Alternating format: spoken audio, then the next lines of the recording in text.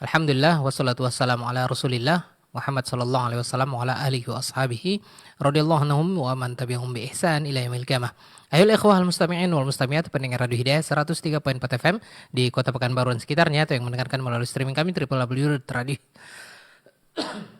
Ya, mohon maaf di www.radiohidayah.com dimanapun Anda berada. Senang sekali rasanya kita kembali bersua bersama guru kita Ustaz Jeffrey Halim LCMA Hafizahullah Ta'ala dalam kajian fikih. Ya, fikih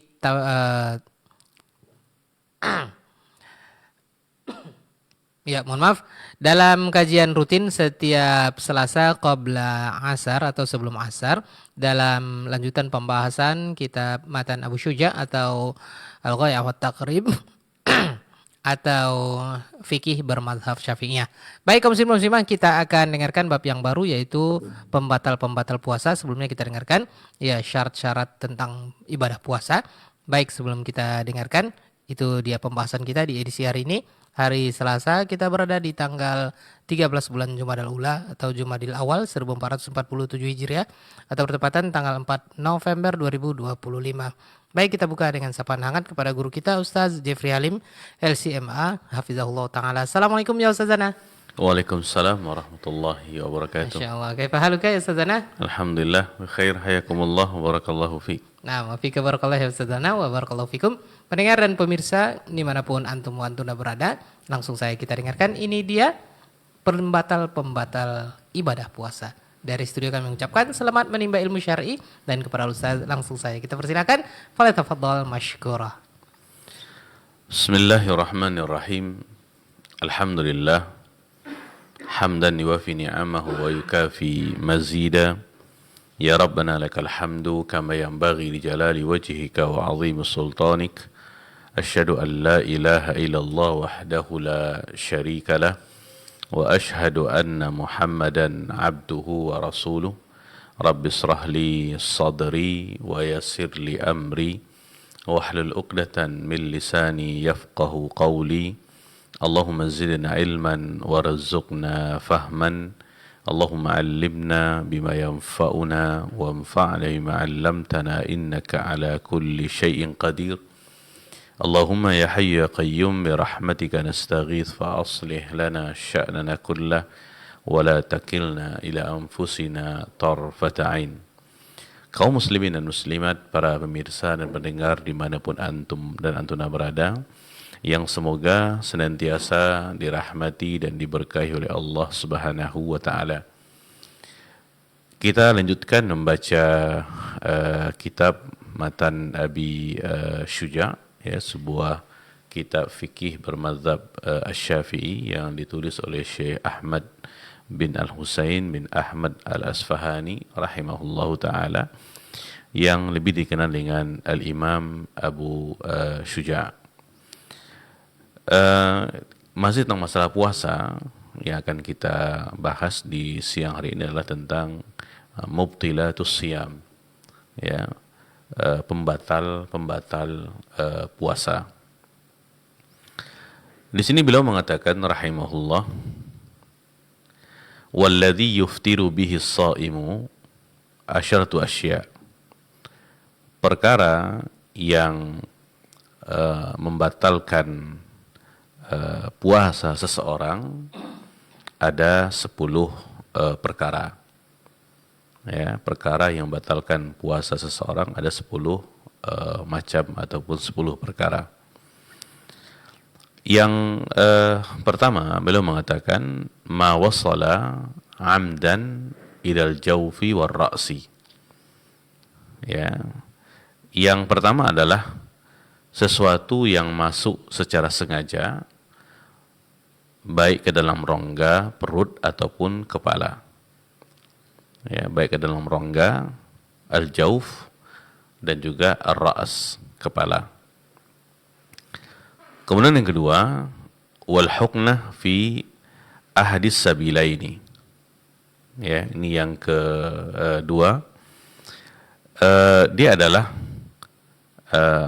segala sesuatu yang masuk lewat huknah. Huknah ini sejenis injeksi, suntikan, lewat daripada dua jalan, apakah daripada kubul, daripada bagian depan, ataupun daripada dubur, bagian belakang. Ya, ini yang kedua. Kemudian yang ketiga, wal qai'u amdan. Ya, ini muntah dengan sengaja. Ya, wal qai'u amdan, muntah dengan sengaja. Kemudian yang berikutnya, wal wat'u amdan fil faraj. Ya. Dia adalah berhubungan intim secara sengaja di dalam farajnya.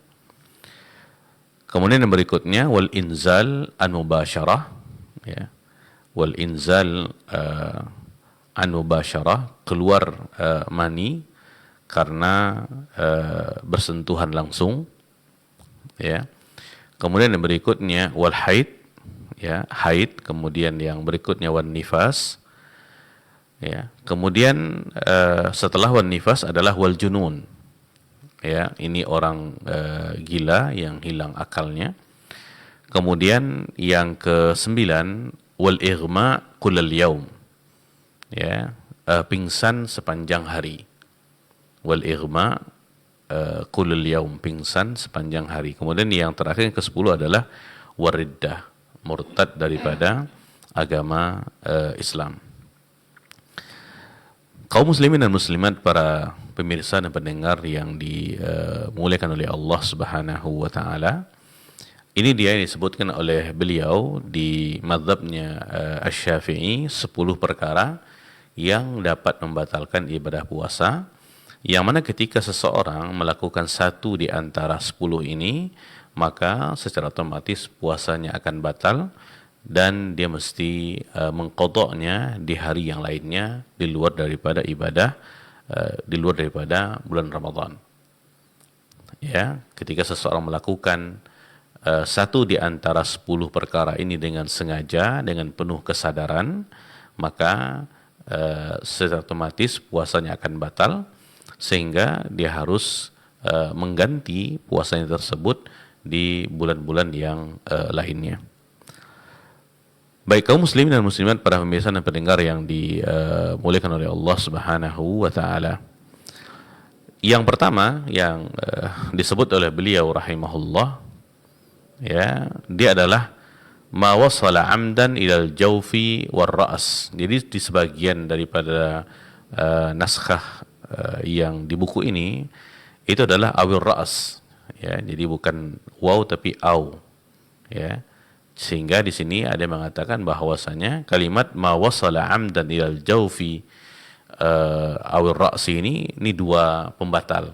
Jadi yang masuk secara sengaja ke rongga, ya, ke rongga tubuh, ya, dimulai daripada mulut, kemudian hidung dan juga telinga, ya, dan juga yang di kepala. Ya, di sini juga disebutkan setelahnya adalah wal huknah fi ahadis sabilaini. Nah, kalau kita perhatikan sesuatu yang masuk dengan sengaja ke dalam rongga, ya, ini jelas sesuatu yang membatalkan ibadah puasa.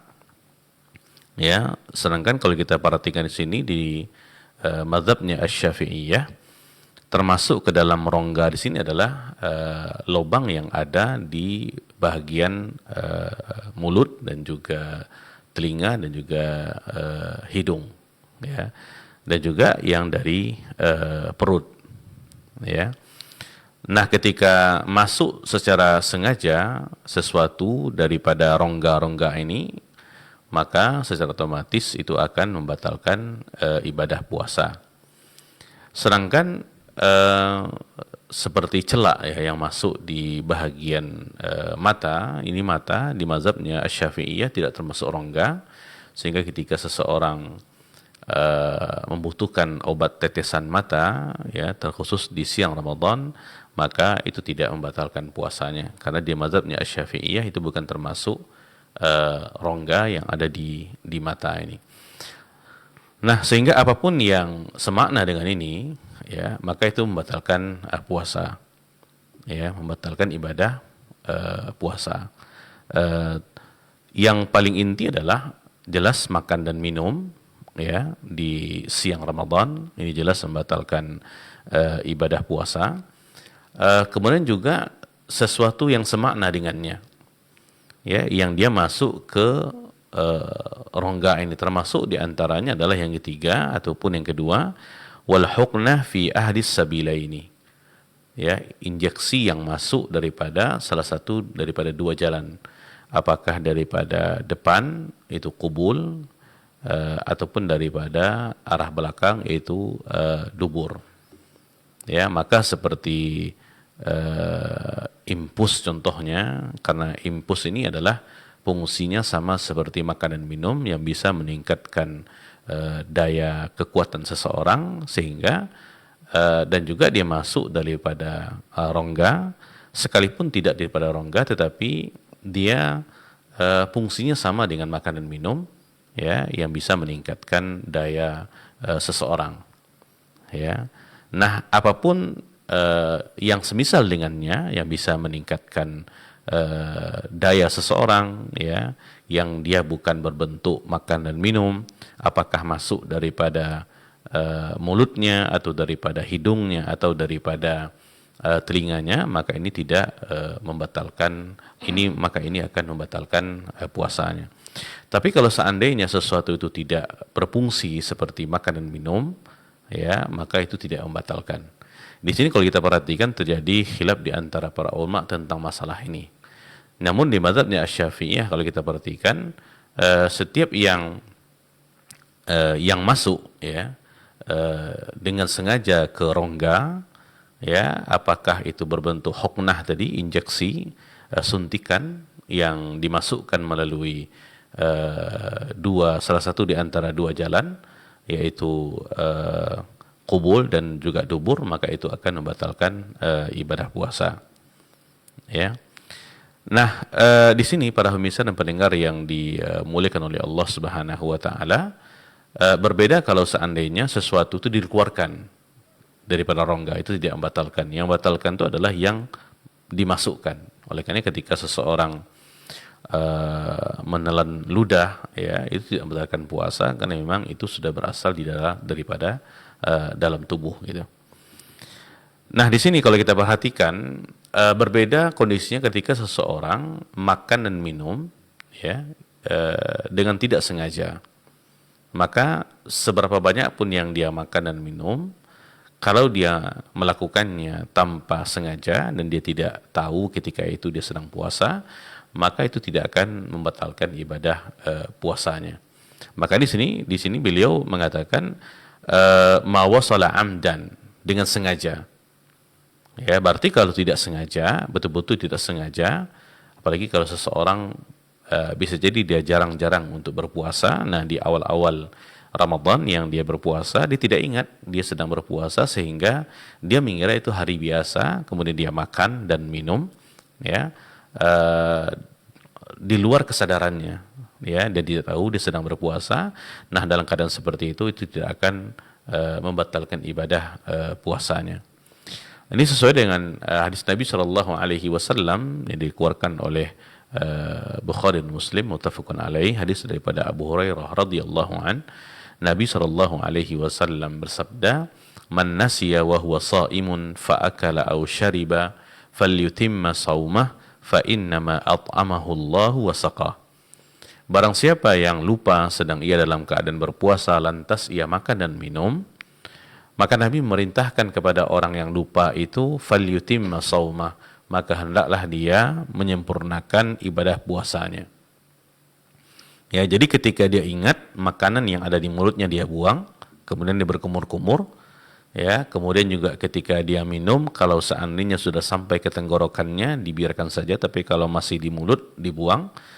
Nah, setelah itu Nabi memerintahkan kepada orang yang lupa tadi falyutimma shaumah, maka hendaklah dia menyempurnakan ibadah puasanya, hendaklah dia meneruskan ibadah puasanya. Fa innama at'amahu Allah wa saqa, maka sesungguhnya yang memberi dia makan dan minum itu adalah Allah Subhanahu wa taala. Ini kondisi kepada orang yang lupa. Karena awal hadis Nabi mengatakan man nasiya wa wasaim. Namun kalau dia sengaja itu jelas. Ya, itu akan membatalkan puasa. Dan juga hal-hal yang sama fungsinya dengan makan dan minum yang bisa meningkatkan kekuatan seseorang, ya. Maka ini sama seperti makan dan minum, memasukkan sesuatu ke dalam rongga, ataupun bisa jadi melalui huknah, suntikan injeksi tadi, ya, yang dimasukkan berupa obat, yang mana obat itu fungsinya bisa meningkatkan kekuatan seseorang yang fungsinya sama seperti makan dan minum, maka itu akan membatalkan ibadah puasa. Nah, sebagian ulama di luar daripada Syafi'iyah melihat bahwasanya kalau sesuatu itu masuk melalui rongga dan bukan daripada sejenis makan dan minum fungsinya, maka itu tidak membatalkan ibadah puasa. Ya, bisa jadi seperti obat tetesan untuk telinga ataupun hidung, ya, yang itu sebenarnya tidak ada saluran yang sampai ke pencernaan sehingga dihukumi dia bukan seperti makan dan minum, maka itu tidak akan membatalkan ibadah puasanya. Sedangkan di dalam mazhabnya Syafi'iyah asalkan masuk saja, ya, dengan sengaja itu sudah membatalkan ibadah puasanya. Di sini ada khilafiyah di antara para ulama. Nah, untuk kita bisa keluar daripada khilafiyah yang seperti ini, tentu kita harus berhati-hati. Apalagi kalau saat ini kita dalam keadaan berpuasa wajib, puasa Ramadan. Kita hindari untuk melakukannya kalau tidak dalam keadaan yang emergensi. Kalaupun seandainya kita ingin melakukannya, kita usahakan di waktu-waktu yang kita sedang tidak berpuasa. Mungkin setelah berbuka, menjelang Isya, atau sebelum atau setelahnya, sehingga kita bisa keluar daripada khilafiyah yang ada. Ini yang pertama dengan yang kedua, ya, karena dia lebih kurang sama. Ma wasala amdan ilal jawfi wa ra's, kemudian wal hukna fi ahadis sabilaini. Wal hukna fi ahadis sabilaini. Baik, kemudian yang ketiga terkait perkara yang dapat membatalkan ibadah puasa adalah wal qai'u amdan, ya. Ini muntah dengan sengaja. Ya. Nah, di sini kalimat amdan ini juga sesuatu yang harus diperhatikan. Artinya kalau tidak sengaja, ya, dalam keadaan-keadaan yang dia tidak mampu untuk mengontrol dirinya sehingga dia muntah, itu tidak akan membatalkan ibadah puasanya.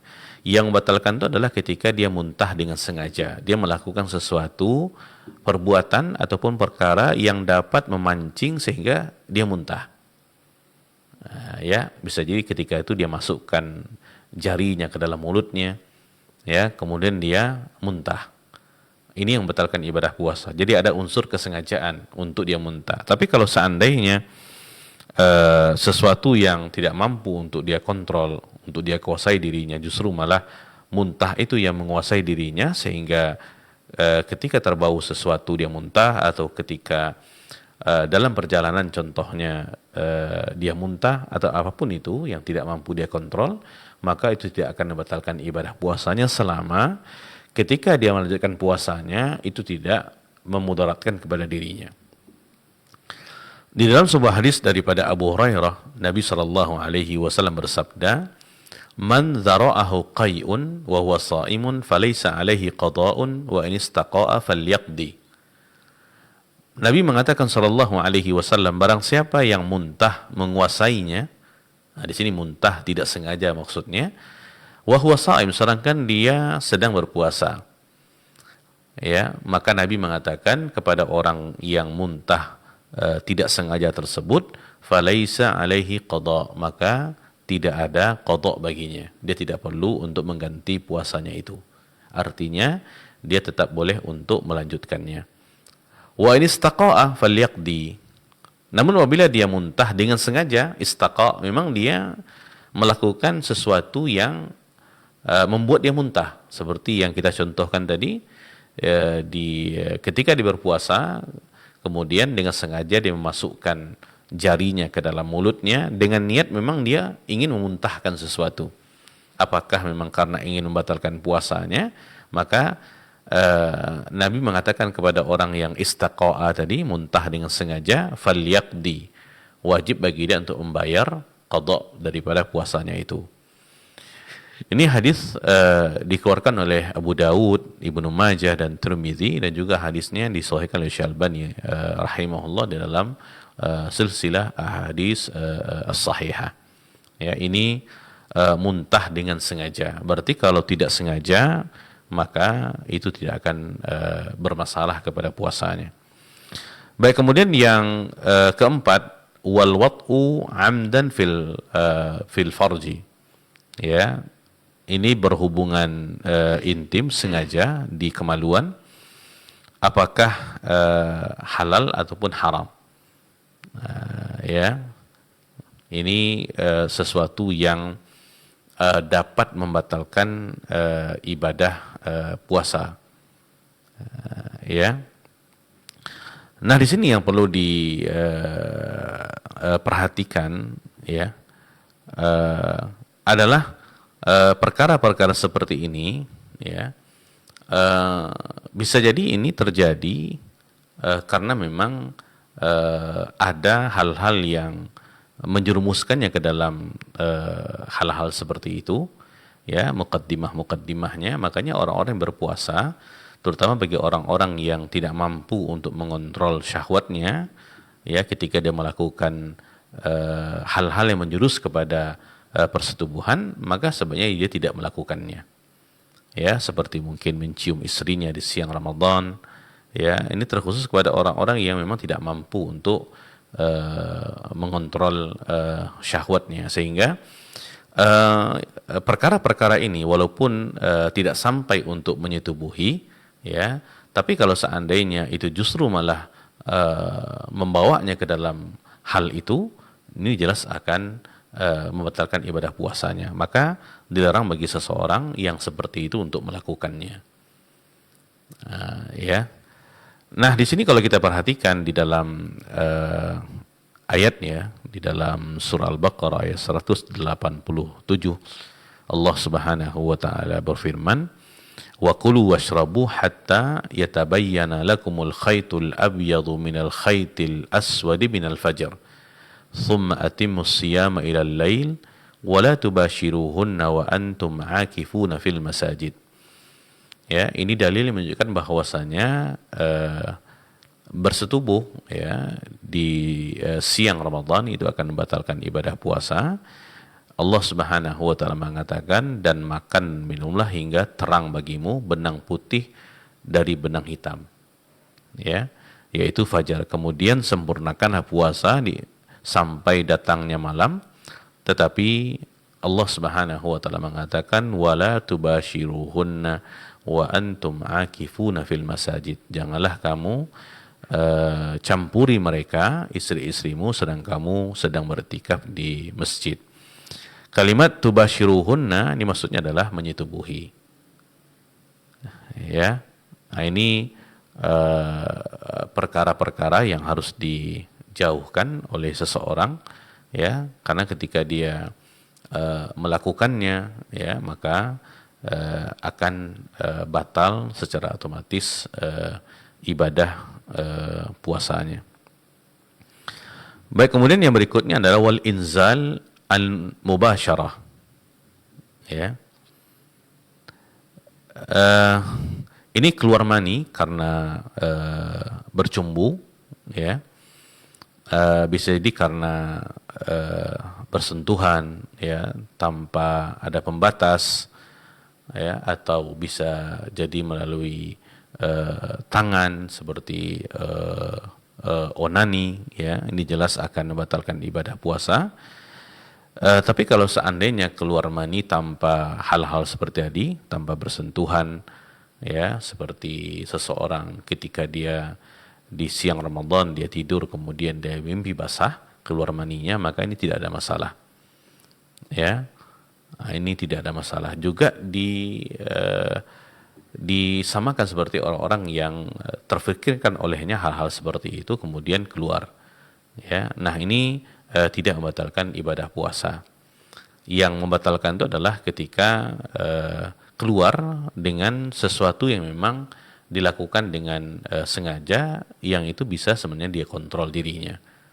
Seperti tadi, ya, keluar mani ketika dia bercumbu, ya, dengan pasangannya, ya, ataupun ketika dia yang dia melakukannya tanpa pembatas, ataupun dia mengeluarkannya dengan tangannya sendiri, ya, ini jelas akan membatalkan ibadah puasanya.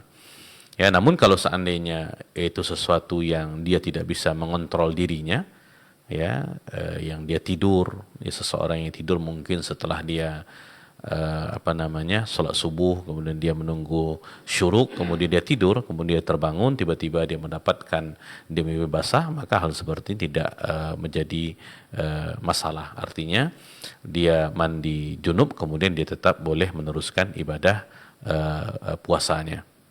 Ya. Baik, kemudian yang berikutnya dia adalah wal haid. Oleh karena yang tadi, yang sebelumnya wal inzal al mubasyarah, ini dia harus mubasyarah, itu maksudnya memang dia melakukan sesuatu yang menyebabkan keluar maninya. Ya, tapi kalau seandainya tidak secara langsung seperti yang tadi mimpi basah, ya, maka itu tidak ada masalah. Baik, kemudian yang berikutnya wal haid, ya, kemudian juga wan nifas, ini ketika seorang perempuan mendapatkan dirinya dalam keadaan haid dan juga dalam keadaan nifas. Ya, nifas adalah darah yang keluar ketika melahirkan, sedangkan haid adalah darah yang memang sudah menjadi kebiasaan bagi wanita ketika datang bulannya. Ya. Nah, dalam keadaan seperti ini, ketika seorang wanita sudah makan sahur, contohnya di malam harinya, kemudian dia sudah imsak mulai daripada terbitnya fajar ketika sholat subuh, kemudian dia menahan, tiba-tiba mungkin di jam 10, di jam 11 sebelum zuhur datang haidnya. Nah, ketika datang haidnya itu secara otomatis akan batal ibadah puasanya. Sama seperti seorang wanita ketika dia berpuasa di siang Ramadan, dia sudah menahannya, tiba-tiba dia akan melahirkan, walaupun sebenarnya sudah ada tanda-tandanya, tapi tetap berusaha untuk berpuasa. Namun ketika sudah sampai di harinya, di waktunya, kemudian dia melahirkan, maka ketika dia melahirkan akan keluar darah nifas, maka secara otomatis itu akan membatalkan ibadah puasanya. Dalilnya hadis daripada sahabat Nabi Abu Sa'id Al-Khudri radhiyallahu an, ya, muttafaqun alaih. Ini ketika Nabi SAW menerangkan tentang kekurangan agama bagi wanita. Beliau SAW mengatakan, "Alaysa idza hadat lam tusalli wa lam tasum?" Bukankah wanita jika haid tidak salat dan tidak puasa? Ya, nah ini sama juga hukumnya dengan nifas. Karena perempuan dalam keadaan nifas dan haid itu dia dalam keadaan berhadas. Berbeda kalau perempuan dalam keadaan mengalami darah istihadah. Kalau istihadah itu dia dalam keadaan suci. Cuman ketika dia akan melakukan ibadah seperti sholat, dia mesti membersihkannya, meletakkan sesuatu di tempatnya, tempat keluarnya darah, kemudian dia melaksanakan sholat. Karena darah istihadah ataupun wanita dalam keadaan istihadah, dia tetap dianggap dalam keadaan suci. Berbeda kalau haid dan nifas. Itu dikatakan oleh Nabi SAW, bukankah wanita jika haid dia tidak puasa, dia tidak sholat dan tidak puasa, menunjukkan bahwasanya perempuan dalam keadaan haid, ya, dia tidak boleh berpuasa. Nah, ketika haidnya datang dalam ibadah puasa di siang Ramadan, maka otomatis itu akan membatalkan ibadah puasanya. Baik, kemudian yang ke-9 dan ke-10, yang 9 adalah gila, ya, dan pingsan pada keseluruhan hari, ya.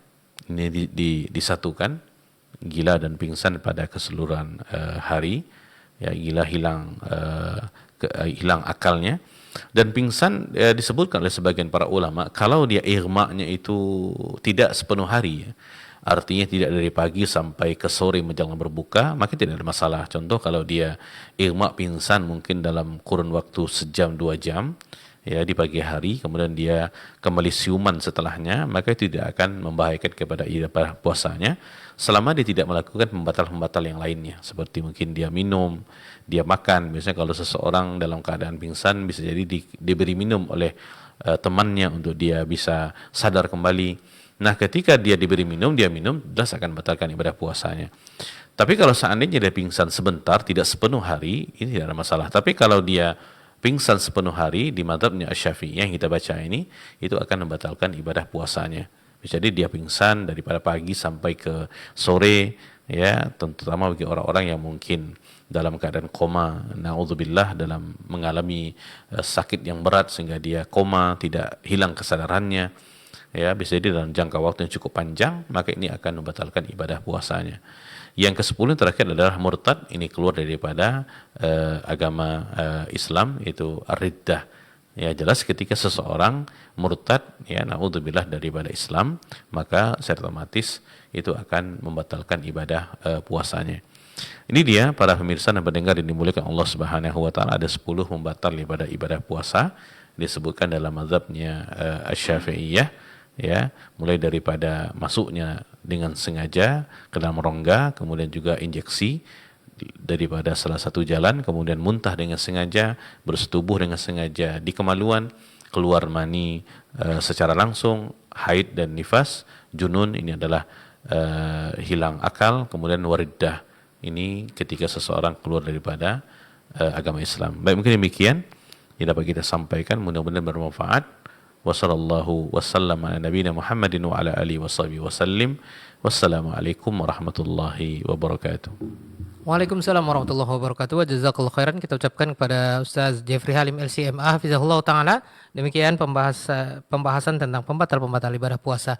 Taib kaum muslimin muslimah, mohon maaf untuk Abu Hanifah di Tarai, pendengar setia Radio Hidayah, Ibu hamba Allah di Panam, dan juga yang ingin bertanya kepada beliau karena waktu kita sudah masuk untuk menunaikan ibadah salat fardu asar. Untuk itu kita tidak bisa lanjutkan dengan tanya jawab. Jazakumullah khair atas atensi dan kebersamaannya. InsyaAllah kita lanjutkan masih pembahasan terkait dengan puasa ini, fikih bermazhab Syafi'iyah, di hari Selasa pekan depan insyaallah. Barakallahu fikum. Kita tutup dengan doa kafaratul majelis. Subhanakallahumma bihamdik asyhadu an la ilaha illa anta astaghfiruka wa atubu ilaik. Selamat menunaikan ibadah salat fardu asar bagi kaum muslimin muslimah yang berada di wilayah Kota Pekanbaru dan sekitarnya. Wassalamualaikum warahmatullahi wabarakatuh.